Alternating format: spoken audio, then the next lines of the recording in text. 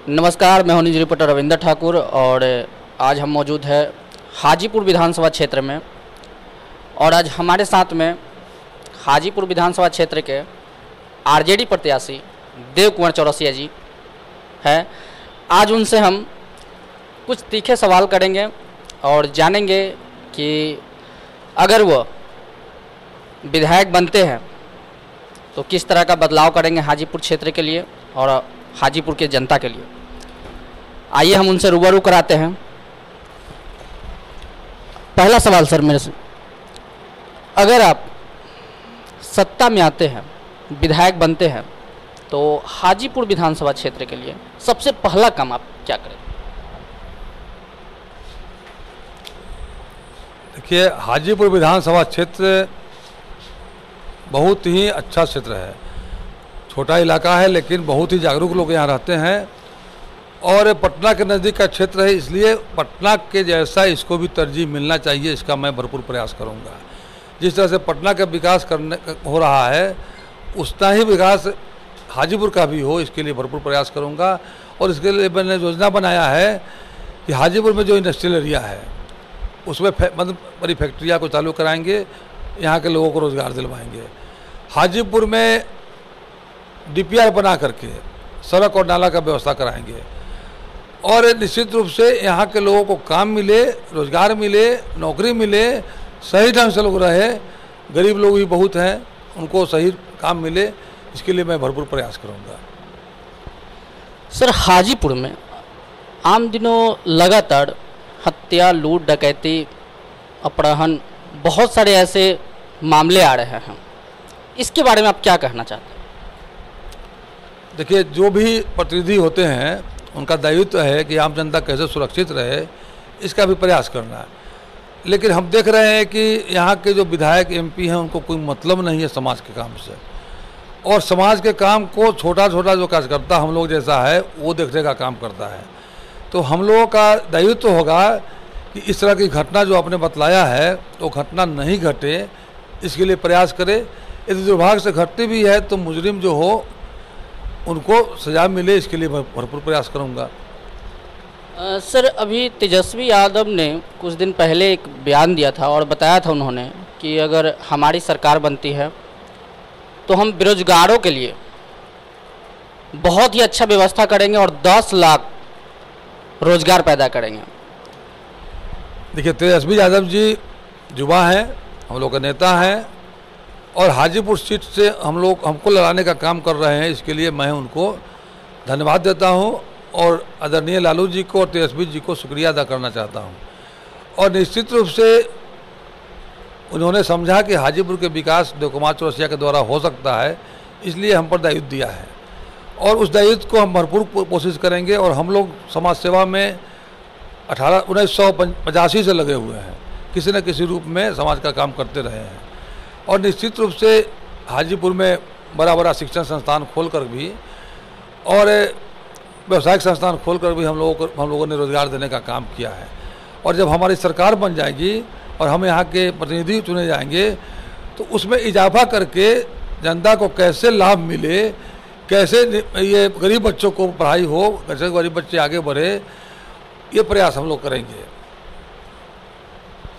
और नीतीश कुमार जो है 7 निश्चित योजना को लागू किए हैं, उसके बारे में क्या कहना? देखिए, नीतीश कुमार जी अपना नाम कैसे चले उसमें लगे हुए हैं। आपने देखा कि उन्होंने करोड़ों लोगों को लाइन में खड़ा करा दिया कि हम शराबबंदी करेंगे और शराबबंदी करेंगे लेकिन शराब बेचवाएंगे। घर घर में होम डिलीवरी हो रहा है। अब विधानसभा में कहते हैं कि एक भी दुकान है क्या, एक भी शराब बिक रहा है क्या? हर लोग जानता है कि हर गांव में बिक रहा है। लेकिन यहाँ के प्रशासन को टाइट कौन करेगा? जनप्रतिनिधि करेगा, सरकार करेगी। लेकिन प्रशासन के माध्यम से जो गलत काम करने वाले हैं उनके माध्यम से शराब बिक्री होता है। उसके बाद कहे कि दहेजबंदी कराएंगे, उसके लिए लाइन लगवा दिए। उसके बाद कहे कि हम जल नल का काम करेंगे, उसके लिए इतना राशि आ रहा है और राशि का दुरुपयोग हो रहा है। टंकी नहीं बनवाएंगे, अपने इलाका में बड़ा बड़ा टंकी नहीं बनवाएंगे, उन्होंने कहा हर पंचायत में टंकी बनवा करके काम करवाएंगे। टंकी का देखिए कहीं कहीं तो गिर रहा है टंकी, बनते बनते में उलट रहा है। नल का जल जो है सो कहीं कहीं पानी आता ही नहीं, टोटी में नल में पानी आता ही नहीं है। जाके खोल के देखिए, एक घर जो 10 फीट चौड़ा हुआ है 15 फीट में, उसमें 5-5 को नल लगा लिया है, लोग लगवा दिया है ठेकेदार। तो ये सब जनता के पैसा का लूट है, बंदरबाट है। नाली सही से नहीं बन रहा है, पानी नहीं निकल रहा है। जब तक आपका डीपीआर नहीं बनेगा कि निचली इलाका में पानी निकले, केवल 500 फीट नली बना के काम हो जाएगा क्या? वो तो और पक्का नाली हो गया, पानी यहाँ का तार पड़ा रह जाता है। इसलिए डीपीआर बना करके पानी का निकासी का व्यवस्था हो, ये व्यवस्था करवाना चाहिए। वो नहीं करवाएंगे, वो करवाएंगे केवल नाम कैसे हो, कैसे लूटपाट हो कि हमारे अधिकारी कर्मचारी कमाए और उसमें से हमको हिस्सा दे, इसका व्यवस्था कर दिया। सर, अभी शक्ति हत्याकांड मामले में जो पार्टी के वरिष्ठ नेता है तेज प्रताप यादव, तेजस्वी यादव, और दावेदारी भी मुख्यमंत्री के देते हैं, तो उनका नाम सामने आ रहा था। इस चीज़ पे आप क्या कहना चाहते हैं? देखिए, बिहार की सरकार योजनाबद्ध तरीके से अपने जो विरोधी लोग हैं उनको बताने का काम करती है।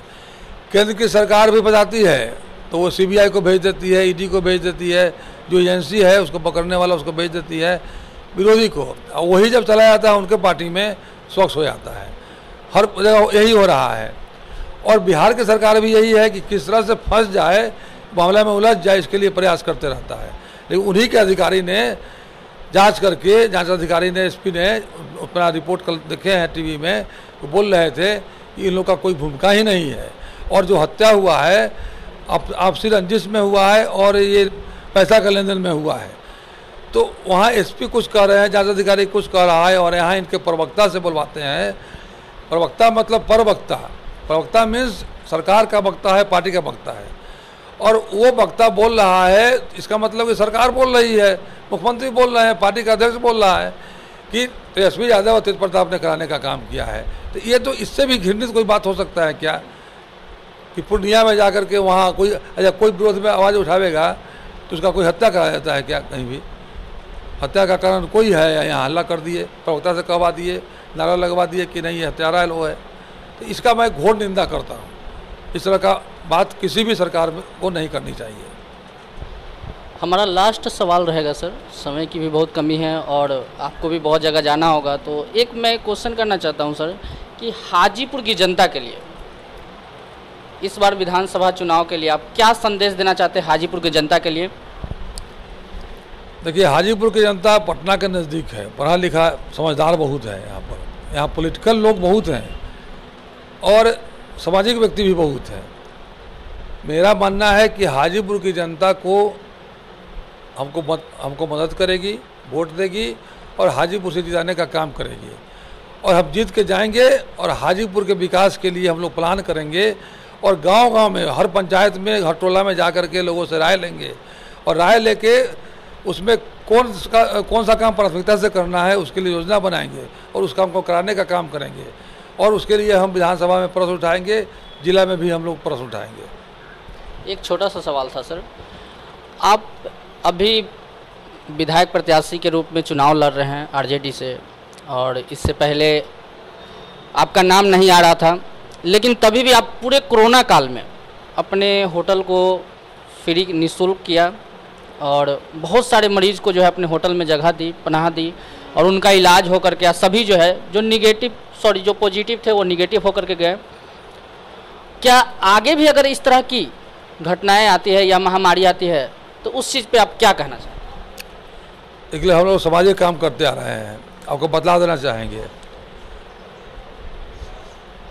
एक स्कूल हमारे पिताजी ने खोलने का काम किया था, विद्यालय, और उसमें 2.25 एकड़ ज़मीन देने का काम किया था हाजीपुर शहर में, और 2.25 एकड़ ज़मीन करके सरकारी उसको और मैंने उसमें जाके पैरवी करके सरकारीकरण कराने का काम किया था।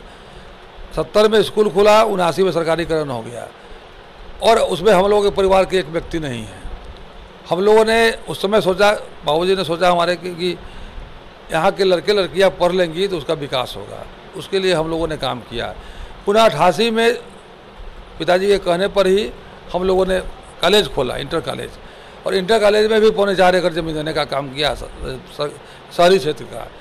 तो हम लोग शुरू से करते आ रहे हैं सामाजिक काम, बाकी बाद में टेक्निकल स्कूल वगैरह खुल गया, कॉलेज खुला, ट्रेनिंग कॉलेज खुला, वो अलग चीज़ है।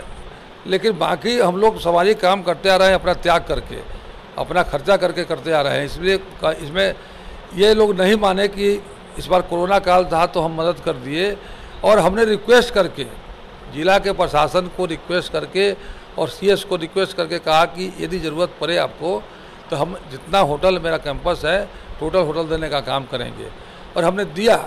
और हमें खुशी है कि हमारे यहाँ से करीब 600 से ऊपर मरीज जो पॉजिटिव होकर आए थे निगेटिव होकर के गए, और एक भी कैजुअलिटी नहीं हुआ। ये हमारे जगह की एक बहुत बड़ी देन है कि उस जगह से कोई गलत होकर नहीं गया, और सभी लोग जो खुश होकर गया निश्चित रूप से हमको दुआ दे रहा होगा। आगे भी अगर ऐसी समस्या होती है तो क्या आप? आगे भी भगवान न करे कि इसे समस्या आवे, लेकिन समस्या आएगी तो हम लोगों के लिए दरवाज़ा हमेशा खुला रहेगा। इससे भी बढ़ चढ़ के हम काम करेंगे, ये मैं वादा करता हूँ। तो आपने देखा हमारे साथ मौजूद थे देव कुमार चौरसिया जी, और उन्होंने अपना सुझाव बताया, और इसी तरह आप मौजूद हमारे साथ लगे रहिए, मौजूद रहिए रविंद्र ठाकुर के साथ। आगे हम अगले प्रत्याशी से आपको रूबरू कराएंगे। धन्यवाद।